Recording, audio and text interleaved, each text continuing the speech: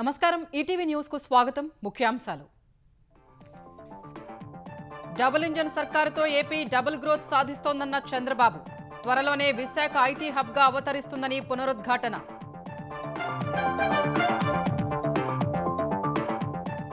విశాఖలో Google data centre భూసేకరణపై చంద్రబాబు సమీక్ష ఆటంకాలు కలిగించే వారిని ఉపేక్షించరాదని అధికారులకు ఆదేశం పశ్చిమ మధ్య బంగాళాఖాతంలో వాయుగుండం రేపటికి తీవ్ర రూపు దాల్చే అవకాశాలు 5 రోజులు ఆంధ్రప్రదేశ్కు వర్ష సూచన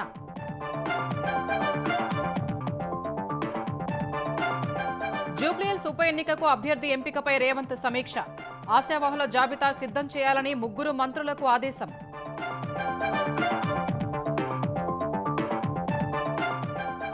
తెలంగాణ డీజీపీగా బాధ్యతలు చేపట్టిన శివధర్ రెడ్డి స్థానిక సంస్థల ఎన్నికల్ని సమర్థంగా నిర్వహిస్తామని స్పష్టీకరణ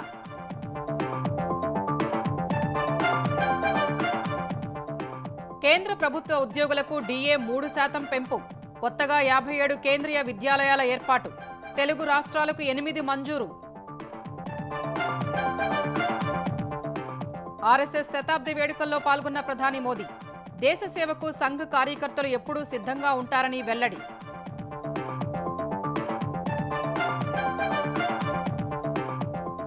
స్వల్పకాలిక వ్యయ బిల్లుపై ట్రంప్ సర్కారుకు ఎదురుదెబ్బ ఆమోదం తెలపని సెనెట్ 7 ఏళ్ల తర్వాత అమెరికాలో షట్ డౌన్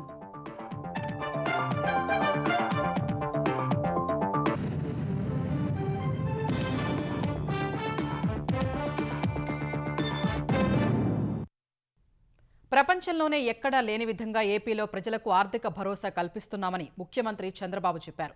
డబుల్ ఇంజన్ సర్కారుతో ఏపీ డబుల్ గ్రోత్ సాధిస్తోందని అన్నారు. ప్రజల ఆశీర్వాదమే తనకు బలమన్న సీఎం ఆఖరి శ్వాస వరకు పేదల కోసమే పనిచేస్తానన్నారు. ప్రజలంతా సహకరిస్తే లంచాలు లేని సుపరిపాలన అందిస్తామన్నారు. స్వేచ్ఛ రక్షణ ప్రభుత్వ నినాదమని శాంతి భద్రతలకు విఘాతం కలిగిస్తే చూస్తూ ఊరుకోబోనని సీఎం హెచ్చరించారు.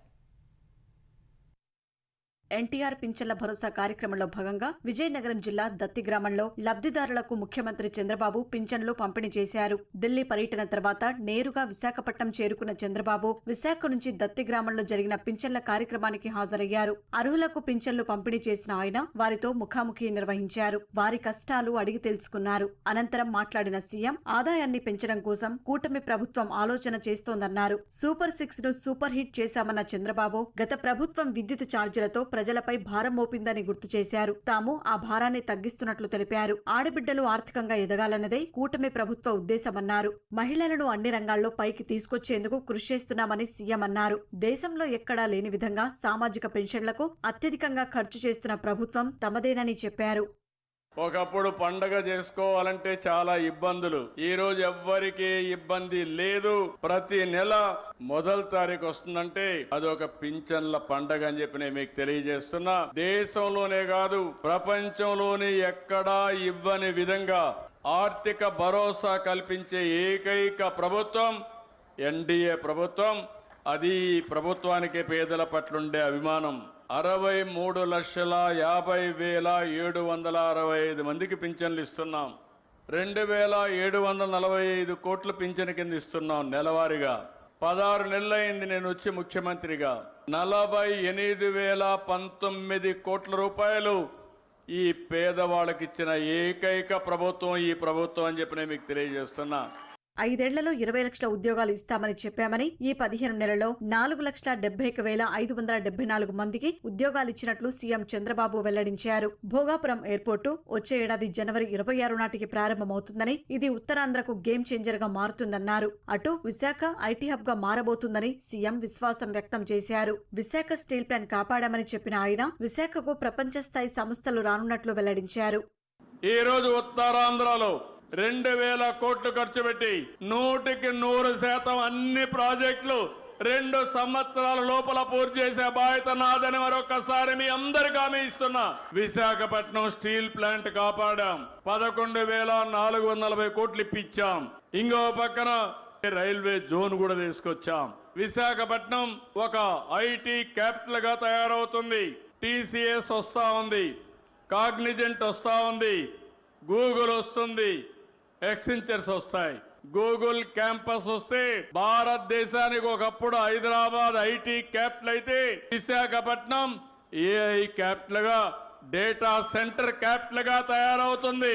స్వేచ్ఛా రక్షణ కూటమి ప్రభుత్వ నినాదమని చెప్పిన చంద్రబాబు శాంతి భద్రతలకు విఘాతం కలిగించేవారిని ఉపేక్షించబోమని హెచ్చరించారు. రాజకీయ నేతల ముసుగులో రౌడీయిజం చేస్తే తగిన గుణపాఠం తప్పదని పరోక్షంగా వైసీపీ నేతలను ఉద్దేశించి ఆయన హెచ్చరించారు. ఈ సందర్భంగా P4 కార్యక్రమంలో భాగంగా బంగారు కుటుంబాలను దత్తత తీసుకునేందుకు ముందుకొచ్చిన మార్గదర్శులను చంద్రబాబు అభినందించారు. విశాఖలో గూగుల్ డేటా సెంటర్ భూసేకరణకు ఆటంకం కలిగిస్తే ఉపేక్షించేది లేదని సీఎం చంద్రబాబు హెచ్చరించారు.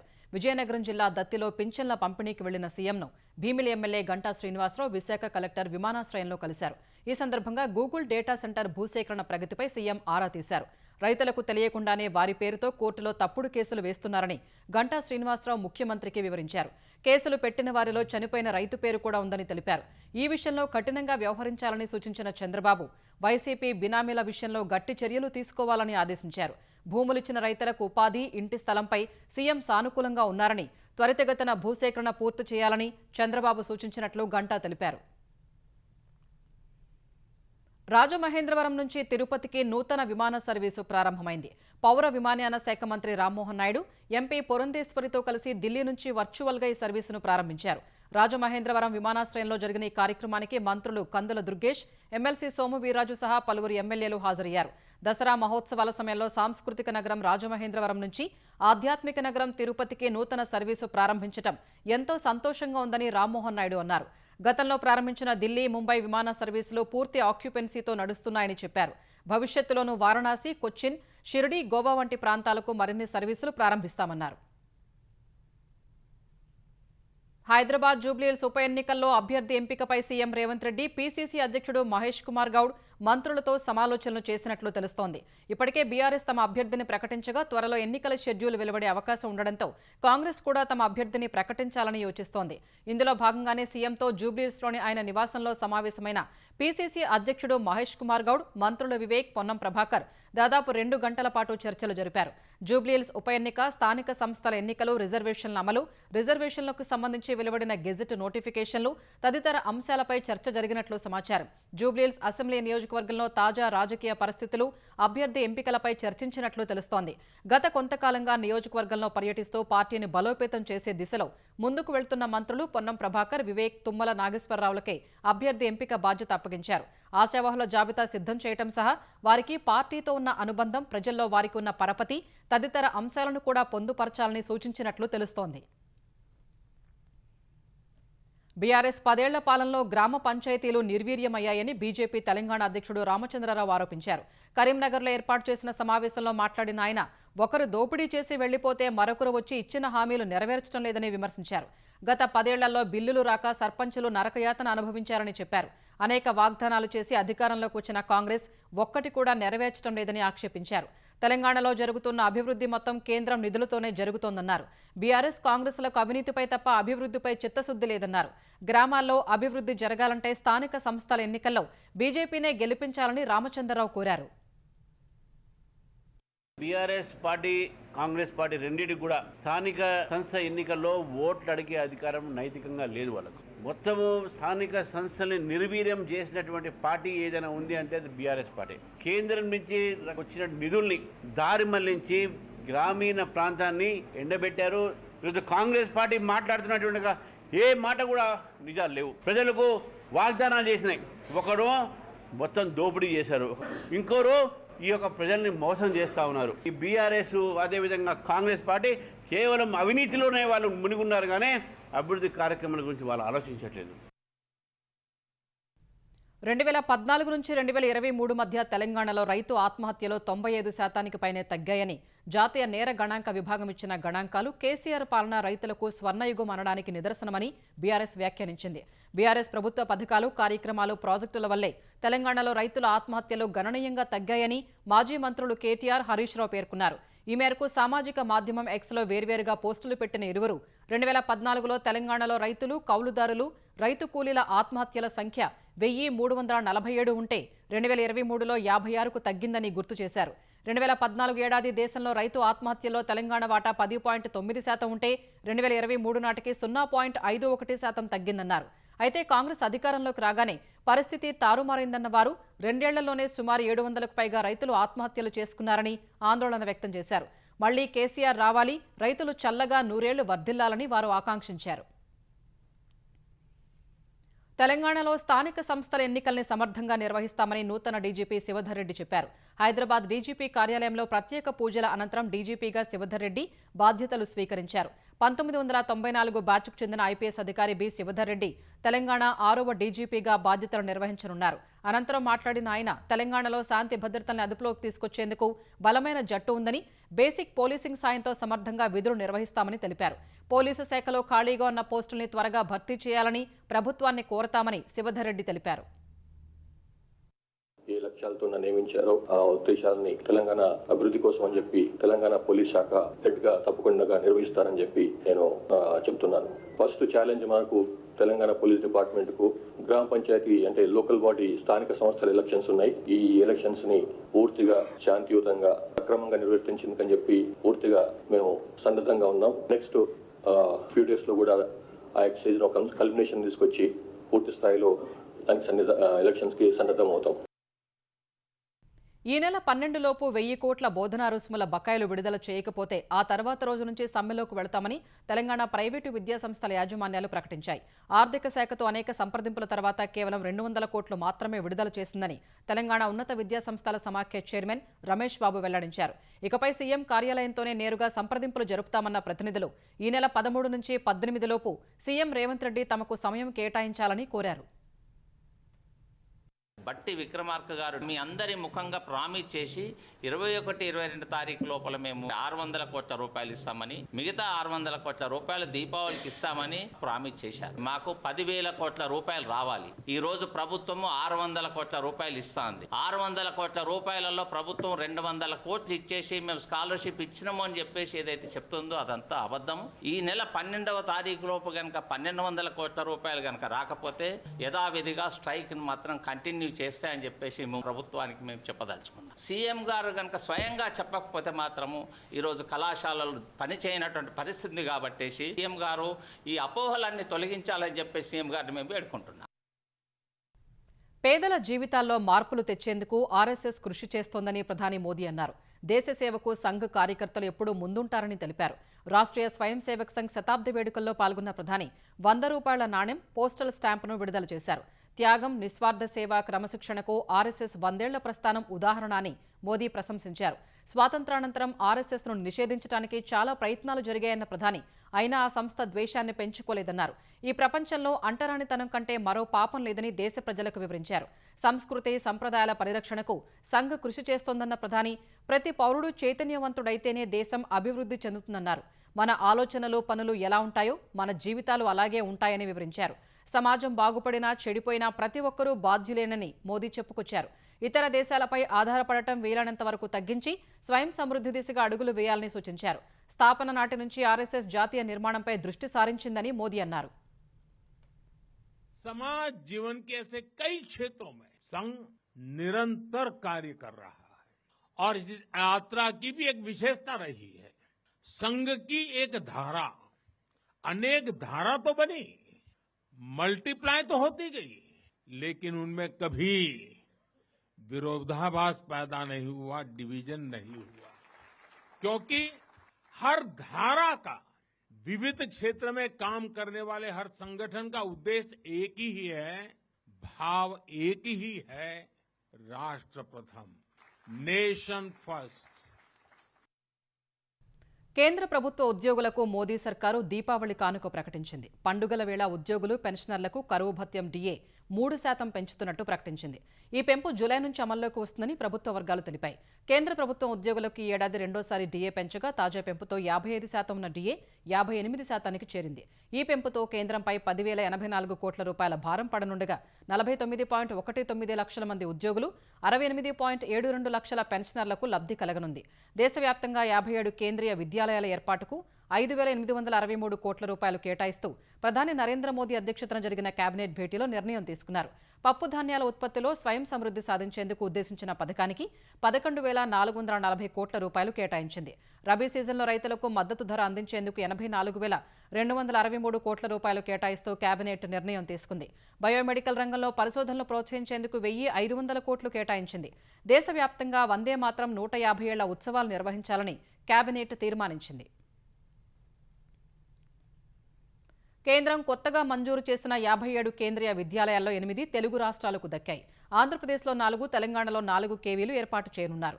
ఏపీలో చిత్తూరు జిల్లాలో 2, అమరావతి, శ్రీకాకుళం జిల్లాల్లో ఒక్కో కేంద్రీయ విద్యాలయాల ఏర్పాటుకు కేంద్రం ఆమోదం తెలిపినట్లు సీఎం చంద్రబాబు ఎక్స్ వేదికగా వెల్లడించారు. ఇందుకు హర్షం వ్యక్తం చేసిన చంద్రబాబు ప్రధాని మోదీ, కేంద్ర విద్యాశాఖ మంత్రి ధర్మేంద్ర ప్రధాన్కు కృతజ్ఞతలు తెలిపారు. తెలంగాణలో భద్రాద్రి కొత్తగూడెం, ములుగు, జగిత్యాల, వనపర్తి జిల్లాల్లో కేంద్రీయ విద్యాలయాల ఏర్పాటుకు కేంద్రం ఆమోదం తెలిపినట్టు కేంద్ర మంత్రి కిషన్ రెడ్డి ఓ ప్రకటనలో తెలిపారు. తెలంగాణలో ఇప్పటికే ఉన్న 35 కేంద్రీయ విద్యాలయాలకు ఈ 4 అదనమని వివరించారు. తెలంగాణలో విద్యాభివృద్ధికి సంపూర్ణ సహకారం అందిస్తున్నందుకు ప్రధాని నరేంద్ర మోదీ, కేంద్ర విద్యాశాఖ మంత్రికి కిషన్ రెడ్డి ధన్యవాదాలు తెలిపారు. జీఎస్టీ తగ్గించిన వేళ దేశ ఆర్థిక వ్యవస్థకు కేంద్రం ఊపునిచ్చిన వేళ రిజర్వ్ బ్యాంకు ద్రవ్యోల్బణం కట్టడికి ప్రాధాన్యమిచ్చింది. ఈ దిశలో కీలక వడ్డీ రేట్లను యథాతథంగా కొనసాగిస్తూ త్రైమాసిక మధ్యంతర ద్రవ్య పరపతి సమీక్షను ప్రకటించింది. వరుసగా రెండోసారి రెపో రేట్ను 5.5% వద్ద కొనసాగించింది. ఈ ఏడాది ఫిబ్రవరి, ఏప్రిల్ సమీక్షల్లో 0.25% చొప్పున కీలక రేట్లను తగ్గించిన ఆర్బీఐ జూన్లో ఏకంగా 50 బేసిస్ పాయింట్లు తగ్గించింది. అలా 3 వరుస సమీక్షల్లో కలిపి రెపో రేటు 1% తగ్గింది. ట్రంప్ టారిఫ్ ప్రకటనలు, అంతర్జాతీయ పరిణామాల మధ్య ఆగస్టులో వడ్డీ రేట్ల జోలికి వెళ్లని ఆర్బీఐ ఇప్పుడు కూడా యథాతథంగా 5.5% కొనసాగిస్తున్నట్టు తెలిపింది.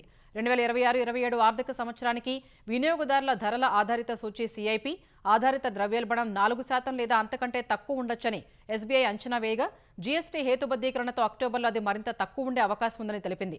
ప్రస్తుత ఆర్థిక సంవత్సరం ఆర్థిక వృద్ధి రేటు 6.5% ఉంటుందని అంచనా వేసిన ఆర్బీఐ ఇప్పుడు ఆ అంచనాను 6.8% పెంచింది. యూపీఐ లావాదేవీలపై ఎలాంటి ఛార్జీలు విధించే ప్రణాళికలు లేవని భారత రిజర్వ్ బ్యాంకు స్పష్టం చేసింది.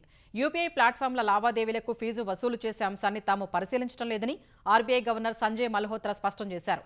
డిజిటల్ చెల్లింపులకు అదనపు ఛార్జీలు విధించడంపై సందేహాల్ని ఆయన తిప్పికొట్టారు.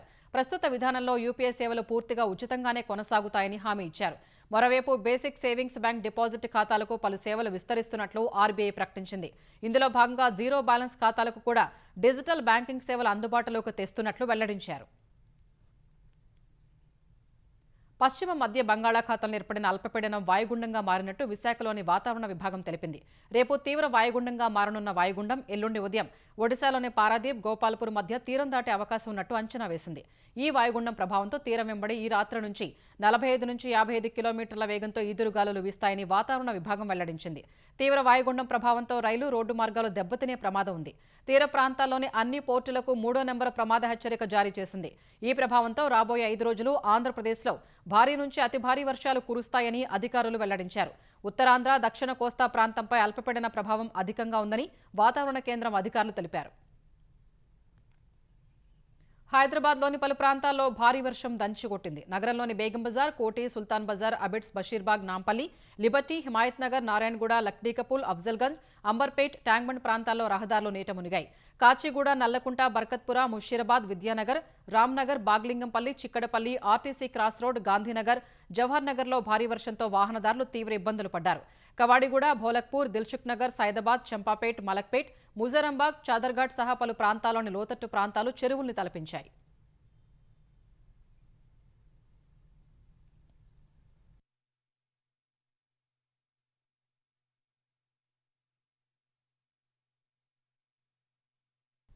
తిరుమలలో ఏడుకొండలవాడి వార్షిక బ్రహ్మోత్సవాలు తుదిఘట్టానికి చేరాయి. ఈ ఉత్సవాల్లో ఇవాళ ఆ దేవదేవుడు మహారథంపై మాడవీధుల్లో విహరిస్తూ భక్తులకు అభయప్రదానం చేశారు.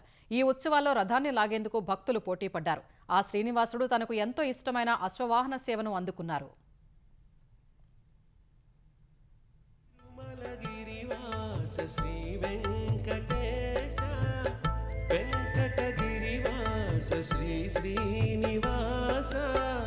శ్రీహరి గోవింద మది పరమానంద శ్రీధర గోవింద మది తెలుగు రాష్ట్రాల్లో నవరాత్రి ఉత్సవాలు వైభవంగా సాగుతున్నాయి. ఈ ఉత్సవాల్లో భాగంగా బెజవాడ ఇంద్రకీలాద్రిపై కొలువైన కనకదుర్గ అమ్మవారు ఇవాళ శ్రీ మహిషాసురమర్దిని అలంకరణలో భక్తులకు అభయప్రదానం చేస్తున్నారు. అటు తిరుమల తిరుపతి దేవస్థానం తరపున ఇంద్రకీలాద్రిపై శ్రీ మహిషాసురమర్దిని అలంకారంలో ఉన్న అమ్మకు పట్టు వస్త్రాలు సమర్పించారు. ఓరెగల్లు శ్రీ భద్రకాళి అమ్మవారు మహిషాసురమర్దిని అలంకరణలో భక్తులకు దర్శనమిస్తున్నారు. ఆయుధాల్ని ధరించి త్రిశూలంతో రాక్షసుని వధిస్తున్న అమ్మవారి దర్శనానికి భక్తులు పెద్ద సంఖ్యలో తరలివచ్చారు. నిర్మల్ జిల్లా బాసరలో కొలువైన జ్ఞాన సరస్వతి ఆలయంలో నవరాత్రి ఉత్సవాల్లో చివరి రోజైన ఇవాళ అమ్మవారు నిజరూప సరస్వతి రూపంలో భక్తులకు దర్శనమిచ్చారు. స్వల్పకాలిక వ్యయ బిల్లుకు ఆమోదం లభించకపోవడంతో దాదాపు 7 ఏళ్ల తర్వాత అమెరికా ప్రభుత్వం షట్డౌన్ ఎదుర్కొంటోంది. అర్ధరాత్రి గడువుకు ముందే ఈ బిల్లును సెనెట్ ఆమోదించనందున అమెరికా ప్రభుత్వం షట్డౌన్లోకి వెళ్లింది. ప్రభుత్వానికి మరో 7 వారాలకు సరిపడా నిధుల్ని కేటాయించేందుకు ఉద్దేశించిన బిల్లు అమలుపై అమెరికా సెనెట్లో నిర్వహించిన ఓటింగ్లో అధికార రిపబ్లికన్ పార్టీ మెజారిటీని సాధించలేకపోయింది. ఈ బిల్లు ఆమోదానికి సెనెట్లో రిపబ్లికన్ పార్టీ తప్పకుండా 60 ఓట్లు సాధించాలి. కానీ తాజాగా సెనెట్లో నిర్వహించిన ఓటింగ్లో రిపబ్లికన్ పార్టీ 55, విపక్ష డెమోక్రటిక్ పార్టీ 45 ఓట్లను సాధించాయి. ఈ బిల్లులోని ప్రతిపాదనలపై ఇరు పార్టీల మధ్య ఏకాభిప్రాయం కుదరలేదు. ఫలితంగా అది ఆమోదం పొందక అమెరికాలో షట్డౌన్ మొదలైంది. అమెరికా కాలమానం ప్రకారం బుధవారం మొదలు కాగానే, అంటే భారత కాలమానం ప్రకారం బుధవారం ఉదయం 9:30 ఈ ప్రక్రియ ప్రారంభమైంది. బలమైన ఆరోగ్య సంరక్షణ సంబంధిత ప్రయోజనాల్ని డెమోక్రాట్లు డిమాండ్ చేస్తున్నారు. దీనికి రిపబ్లికన్ ప్రభుత్వం వ్యతిరేకంగా ఉంది. ఈ నేపథ్యంలో తమ డిమాండ్లు నెరవేర్చని కారణంగా స్టాప్ గ్యాప్ ఫండింగ్ బిల్లును డెమోక్రాట్లు అడ్డుకోవడంతో ఈ షట్డౌన్ మొదలైంది. షట్డౌన్ వల్ల అత్యవసరం కాని సేవల కార్యకలాపాలు నిలిచిపోనున్నాయి. అమెరికాలో లక్షల మంది ప్రభుత్వ ఉద్యోగులపై షట్డౌన్ ప్రతికూల ప్రభావం చూపనుంది. జీఎస్టీ రేట్లు హేతుబద్ధీకరణ తర్వాత గిరాకీ పెరగడంతో సెప్టెంబర్ నెలలో స్థూల జీఎస్టీ వసూళ్లు 1.89 లక్షల కోట్ల రూపాయలకు చేరాయి.